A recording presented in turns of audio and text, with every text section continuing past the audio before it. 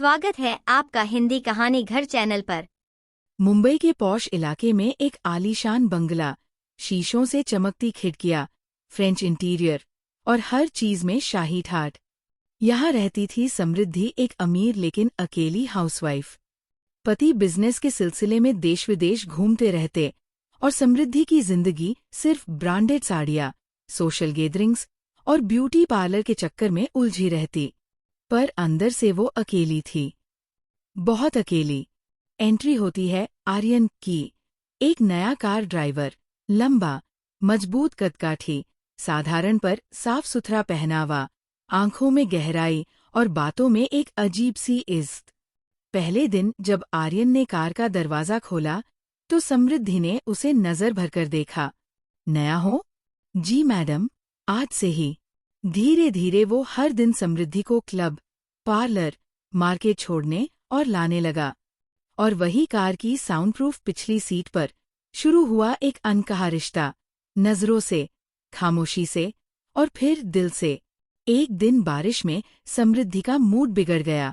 वो गाड़ी में बैठी और बोली, आर्यन, किसी भी तरफ ले चलो, जहां दिल सुकून पाए। आर्यन ने बिना सवाल किए कार को शहर से बाहर एक शांत पहाड़ी रास्ते की ओर मोड़ दिया। गाड़ी रुकते ही समृद्धि ने धीमे से कहा, तुम्हें देखकर लगता है कोई है जो मुझे देखता है, जैसे मैं वाकई में मौजूद हूं। आर्यन चुप था, पर उसकी आंखें बहुत कुछ बोल रही थी। उसी दिन उसी कार की पिछली सीट पर उनका पहला रोमांटिक लम्हा जागा। कोई शोर नहीं, बस सर्द सांसें और एक दूसरे की गर्म हथेलियां। अब ये रोज का सिलसिला बन गया। समृद्धि रोज कहीं न कहीं जाने के बहाने बुलाती और गाड़ी चलती रहती, ना शक की कोई गुंजाइश।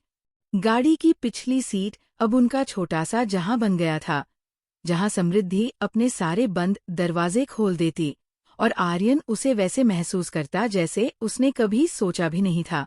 अब ये सिलसिला रोज का हो गया था।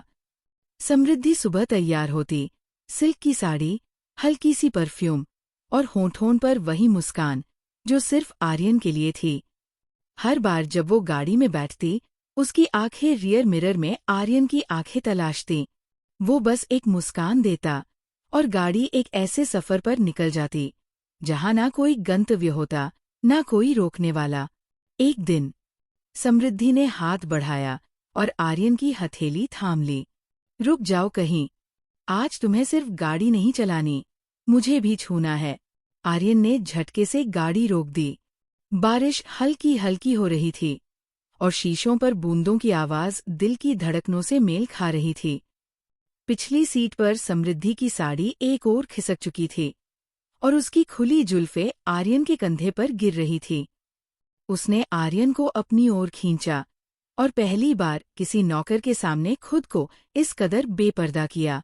उस लम्हे में ना वो मैडम थी, ना वो ड्राइवर, सिर्फ दो जिस्म थे जो एक दूसरे के लिए तरस रहे थे। और समृद्धि की सिसकियां उस बंद कार में एक कहानी बनकर गूंजती रहीं। तुम्हारी बाहों में लगता है जैसे मैं जिंदा हूं, समृद्धि ने आंखें बंद करके कहा। और उसी दिन से समृद्धि ने अपने बेडरूम में कम और कार में ज्यादा वक्त बिताना शुरू कर दिया। पर अब शक की परछाइयां उनके पीछे पीछे चलने लगी थी। एक दिन उसका पति करण अचानक एक दिन जल्दी घर आ गया। घर पर समृद्धि नहीं थी और कार भी नहीं। फोन पर लोकेशन ऑन करके देखा, कार शहर के बाहरी इलाके में रुकी थी। करण ने अपने गार्ड को भेजा और गार्ड ने जो देखा वो होश उड़ा देने वाला था। कार में समृद्धि आर्यन के नीचे थी। गार्ड ने फोटो खींच ली। गार्ड ने जैसे ही फोटो खींची, समृद्धि की नजर उस पर पड़ गई। उसने झट से आर्यन को पीछे धकेला, साड़ी संभाली और कार से बाहर निकली। बारिश अब तेज हो चुकी थी, लेकिन समृद्धि की आंखों में उससे भी ज्यादा तेज तूफान था। कितना चाहिए? उसने सीधे गार्ड की आंखों में देखा। आवाज में न डर था, न शर्म। गार्ड थोड़ा हिचकिचाया। सर को बताना मेरा फर्ज है। फर्ज पैसे से बड़ा नहीं होता। समृद्धि ने अपने पर्स से 50,000 कैश निकालकर उसकी तरफ बढ़ाया। ये अभी ले जा, और जब साहब पूछे तो बोलना, गाड़ी खराब हो गई थी। मिस्त्री बुलाया था, इसलिए देर हुई। गार्ड के हाथ कांप रहे थे, लेकिन पैसे की गर्मी ने जुबान सी दी। ठीक है मैडम, आप जैसा कहें। आर्यन अब तक चुपचाप सब देख रहा था। उसके लिए ये नया था, लेकिन समृद्धि की चालाकी और हिम्मत ने उसे हैरान कर दिया। आर्यन तभी सोचने लगा कि बहुत पैसा है मैडम के हाथ में। समृद्धि ने कार का शीशा ऊपर किया और धीमे से मुस्कुराते हुए कहा, जब रिश्ता छुपाना हो तो हर मुहर्रम भी हराम नहीं लगता। उस दिन के बाद से उन्होंने और भी सावधानी से मिलना शुरू किया। समृद्धि ने नया नंबर लिया, सिर्फ आर्यन के लिए। कार के शीशे अब और भी ज्यादा ब्लैक फिल्म से ढंकवा दिए गए थे, और आर्यन को आदेश था, जब मैं बोलूं तभी गाड़ी रोकना। अब उनका प्यार और भी जिद्दी हो चला था। पार्लर का बहाना, मंदिर की आड़ और कभी कभी किटी पार्टी के नाम पर समृद्धि अपने जिस्म की भूख को उस कार में मिटाती रही। वो जानती थी ये रिश्ता ज्यादा दिन नहीं टिक सकता, पर उसे फर्क नहीं पड़ता था। उसका हर दिन सिर्फ आर्यन की बाहों में बीतता था, और हर रात उसी की यादों में। एक रविवार की सुबह करण घर पर था और अखबार पढ़ रहा था, और समृद्धि अपने बाल सुलझा रही थी। तभी समृद्धि ने मुस्कुराते हुए कहा, आपको कितने दिन हो गए मेरे साथ बाहर घूमे बिना? चलिए ना कहीं ड्राइव पर चलते हैं, थोड़ा आउटिंग भी हो जाएगा। करण ने अखबार नीचे रखा, सोचा और बोला, ठीक है, आज चलते हैं कहीं रिसॉर्ट पर। आर्यन को बोल देता हूँ गाड़ी निकालने को। समृद्धि के चेहरे पर हल्की मुस्कान आ गई। उसने झट से आर्यन को कॉल किया, तैयार रहना, आज हम सब चलेंगे, लेकिन तुम और मैं, कुछ और भी चलेंगे। गाड़ी चल पड़ी। करण आगे की सीट पर बैठा था, मोबाइल में बिजी। समृद्धि पीछे अकेली, और आर्यन ड्राइविंग सीट पर, लेकिन रियर मिरर से लगातार नजरें मिल रही थी। रास्ता खूबसूरत था, लेकिन उन दोनों के लिए रास्ता बस एक बहाना था। तभी रास्ते में करण को वॉशरूम जाना हुआ तो उसने गाड़ी रुकवाई और कहा, तुम लोग कार में आराम करो, मैं आता हूँ 10 मिनट्स में। करण उतरकर वॉशरूम की ओर बढ़ गया। जैसे ही वो ओझल हुआ, समृद्धि ने धीरे से दरवाजा लॉक किया और आर्यन की ओर झुक गई। तेरा स्पर्श अब लंबा इंतजार नहीं कर सकता। आर्यन ने झट से गाड़ी को थोड़ा पीछे झाड़ियों की ओर कर दिया, ताकि कोई देख न सके।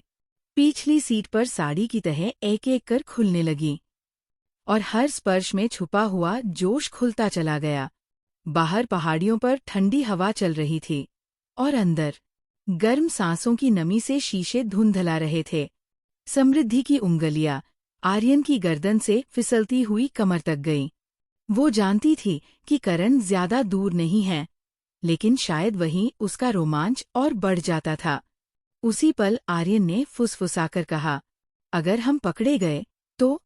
समृद्धि ने हंसते हुए कहा, तो कह देंगे, ये बारिश का मौसम है और ये कार मेरी प्यास बुझाने का बहाना।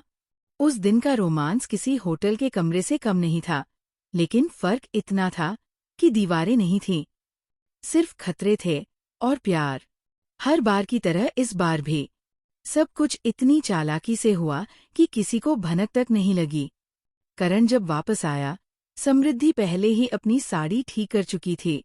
होठों पर लिपस्टिक का नया लेप था और चेहरे पर वही शरीफ मुस्कान। आर्यन गाड़ी के बोनट के पास खड़ा था, जैसे कुछ चेक कर रहा हो। गाड़ी में सब ठीक है? करण ने पूछा। जी साहब, एकदम ठीक, आर्यन ने मुस्कुराकर कहा और ड्राइविंग सीट पर बैठ गया, मानो कुछ हुआ ही न हो। अगले भाग के लिए जुड़े रहें चैनल के साथ। चैनल पर नए हैं तो सब्सक्राइब करें और कमेंट करके बताएं कहानी कैसी लगी।